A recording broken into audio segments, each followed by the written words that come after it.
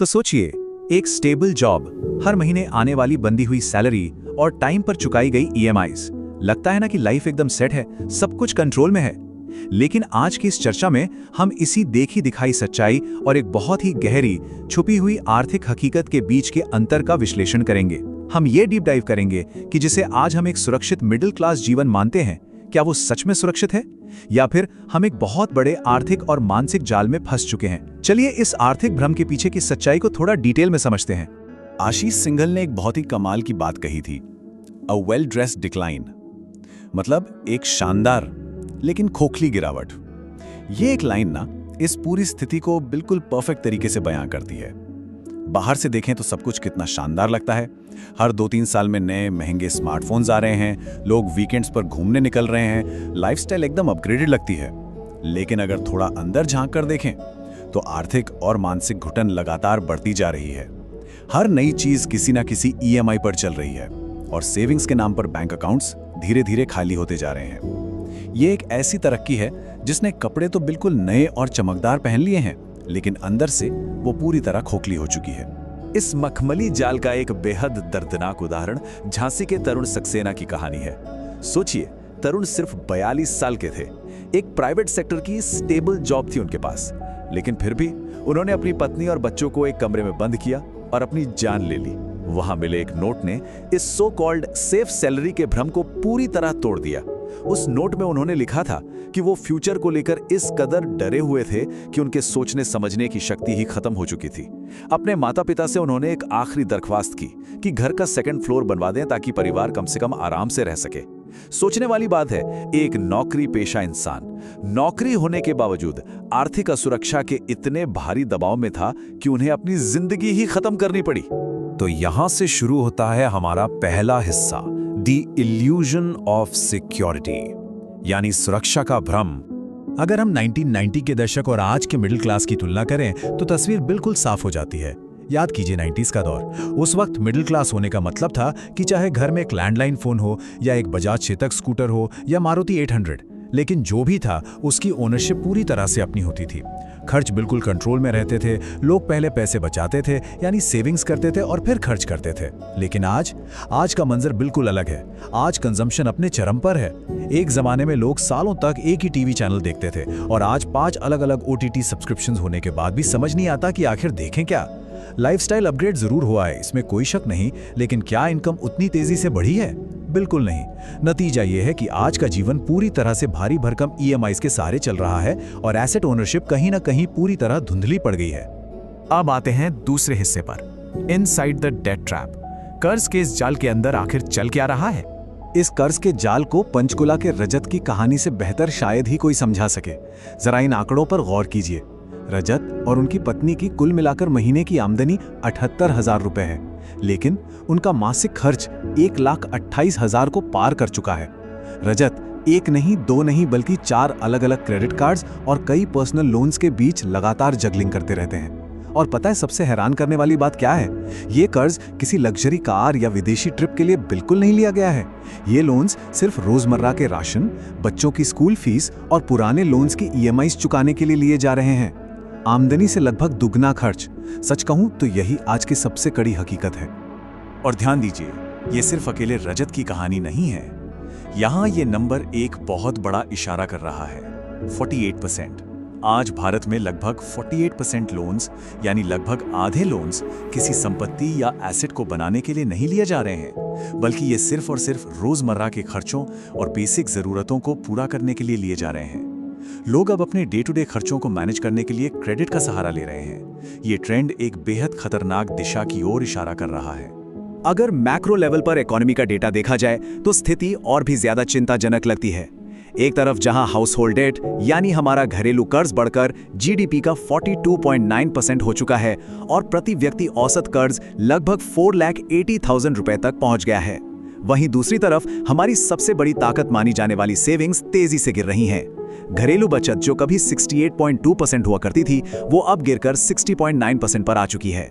सीधी सी बात है, आमदनी वहीं अटकी हुई है, लेकिन कर्ज का रॉकेट एकदम तेजी से ऊपर भाग रहा है। चलिए अब बढ़ते हैं तीसरे हिस्से की तरफ, एक्सपोजिंग द साइलेंट रिस्क्स, उन खामोश खतरों का खुलासा जो आसानी से नजर नहीं आते। अब इन साइलेंट डिस्ट्रॉयर्स में सबसे आगे खड़ी है महंगाई यानी इन्फ्लेशन। ये एक ऐसा खामोश टैक्स है ना जो स्क्रीन पर रखे पैसों को तो उतना ही दिखाता है, लेकिन उसकी खरीदने की ताकत यानी परचेसिंग पावर को रोज कम कर देता है। उसके बाद आता है डॉलर के मुकाबले रुपए का कमजोर होना।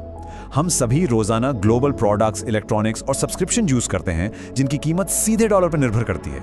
जैसे ही रुपया गिरता है हमारा खर्च अपने आप बढ़ जाता है। और तीसरा सबसे बड़ा साइलेंट रिस्क क्या है? पूरी आर्थिक जिंदगी का सिर्फ एक सैलरी पर अटके रहना। जब बचत जीरो हो और आमदनी का सिर्फ एक जरिया हो तो वहां स्टेबिलिटी सिर्फ तब तक होती है जब तक गेम के रूल्स सेम रहते हैं, और हम जानते हैं कि रूल्स कभी सेम नहीं रहते। और फिर यहाँ वर्ल्ड इनइक्वालिटी रिपोर्ट का डेटा सामने आता है। ये डेटा आमदनी और वेल्थ के इस फासले को बहुत स्पष्ट रूप से दिखाता है। देश की कुल वेल्थ का 40% हिस्सा सिर्फ टॉप 1% लोगों के पास है, जबकि देश की बॉटम 50% आबादी सिर्फ 15% इनकम पर अपना गुजारा कर रही है। इस आर्थिक व्यवस्था में सैलरीड क्लास और मिडिल क्लास एक ऐसा ग्रुप है जिस पर टैक्स का बोझ सीधे सोर्स पर लग जाता है। यहाँ कोई नेगोशिएशन नहीं हो सकता, कोई छूट की गुंजाइश नहीं होती। ये जो वेल्थ कैप है ना, ये अपने आप में एक बहुत बड़ा आर्थिक दबाव बन जाता है। अब बात करते हैं चौथे हिस्से की, द कॉर्पोरेट नमनेस। एक ऐसी अजीब सी सुन पड़ जाने वाली स्थिति। गुड़गांव के आईटी सेक्टर में काम करने वाले 26 साल के अमित की स्थिति इस बात को पूरी तरह से बयान करती है। वक्त था रात के 3 बजे। छाती में अचानक दर्द होता है और सांस लेने में तकलीफ होती है। हॉस्पिटल भागने पर पता चलता है कि ये कोई हार्ट अटैक नहीं था, बल्कि एक बेहद खतरनाक पैनिक अटैक था। अमित दिन में लगातार 14-14 घंटे काम करते थे, वो भी एक बेहद टॉक्सिक माहौल में। अब यहाँ एक ऑब्वियस सवाल उठता है, अमित इस नौकरी को छोड़ क्यों नहीं देते? जवाब बहुत सिंपल है। सर पर मंडराती हुई भारी ईएमआईज, एजुकेशन लोन से लेकर नई गाड़ी और नए घर तक आमदनी का सीधा आधा हिस्सा ईएमआईज में जा रहा था। इस चीज ने उन्हें इस सोने के पिंजरे में पूरी तरह कैद करके रख दिया था। इस बारे में गैलप का ग्लोबल वर्कप्लेस सर्वे एक बिल्कुल चौंकाने वाला आंकड़ा पेश करता है।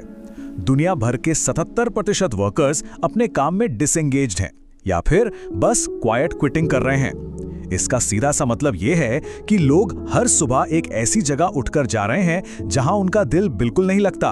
वो इस डेली रूटीन में बस फंसे हुए हैं, पूरे हफ्ते बस वीकेंड का इंतजार करते हैं और फिर वही चक्कर दोबारा शुरू हो जाता है। ये सिर्फ पैसे का नुकसान नहीं है, ये बेहतरीन टैलेंट और क्षमताओं का मर जाना है। लेकिन उम्मीद अभी बाकी है। 5वां हिस्सा, रिक्लेमिंग फाइनेंशियल फ्रीडम। आर्थिक आजादी को वापस कैसे पाएं? तो इस जाल से निकलने के लिए सबसे पहले आर्थिक सीमाएं यानी फाइनेंशियल बाउंड्रीज तय करना बहुत जरूरी है। एक्सपर्ट्स यहां 30% रूल को अपनाने की सलाह देते हैं। किसी भी हाल में आमदनी का 30% से ज्यादा हिस्सा कर्ज चुकाने में नहीं जाना चाहिए। इसके साथ ही क्रेडिट कार्ड की लिमिट का इस्तेमाल भी 30% तक ही रखें तो बेहतर है। और यहां एक बहुत बड़ा रेड फ्लैग है, ध्यान से सुनिएगा। क्रेडिट कार्ड पर सिर्फ मिनिमम ड्यू भरना, यह एक बहुत बड़ा धोखा है। मिनिमम ड्यू भरने से असल कर्ज कभी कम नहीं होता, उस पर लगातार ब्याज जुड़ता चला जाता है और देखते ही देखते वो रकम दुगनी तिगनी होती चली जाती है। अब अगर कोई इस कर्ज के जाल में फंस चुका है तो उससे बाहर आने के लिए 2 मुख्य स्ट्रैटेजीज मानी जाती हैं। पहली स्ट्रैटेजी है स्नोबॉल मेथड। इस तरीके में सबसे पहले सबसे छोटे कर्ज को चुकाया जाता है। जब एक छोटा लोन पूरी तरह खत्म होता है ना, तो एक बड़ा साइकोलॉजिकल बूस्ट और आगे बढ़ने का मोटिवेशन मिलता है।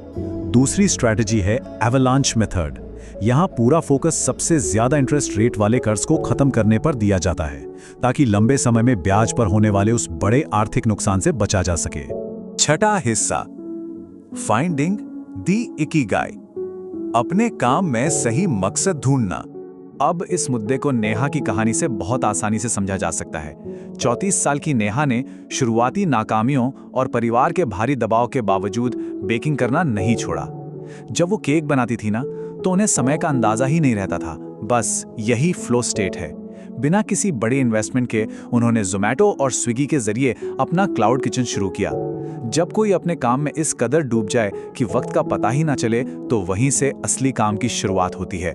तो सवाल यह है कि इस पैशन को बिल्ड कैसे किया जाए। यहां सामने आता है द 3E फॉर्मूला। पहला E है एक्सप्लोर। कम से कम 30 दिनों तक नई चीजों और नए करियर ऑप्शंस को खोजें। दूसरा E है एंगेज। जो चीजें पसंद आई हों उन पर कम से कम 20 घंटे लगातार रियल वर्ल्ड प्रोजेक्ट्स में काम करके देखें। और तीसरा E है एक्सेल। जब कोई एक परफेक्ट फील्ड मिल जाए तो कम से कम 6 महीने तक उसमें डेलिब्रेट प्रैक्टिस करें।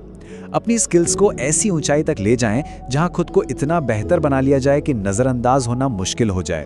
और बिल्कुल इस तरह इकिगाई का जापानी कॉन्सेप्ट सामने आता है। इकिगाई असल में 4 चीजों के बीच का सटीक मिलन है। पहला, जो काम करना बहुत पसंद हो। दूसरा, जिसमें पूरी महारत हासिल हो। तीसरा, जिस काम की दुनिया को जरूरत हो।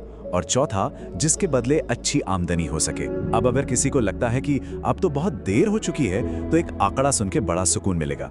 दुनिया भर में करियर चेंज करने की औसत उम्र 39 साल मानी गई है। इसलिए शुरुआत करने का कभी कोई एक निश्चित समय नहीं होता।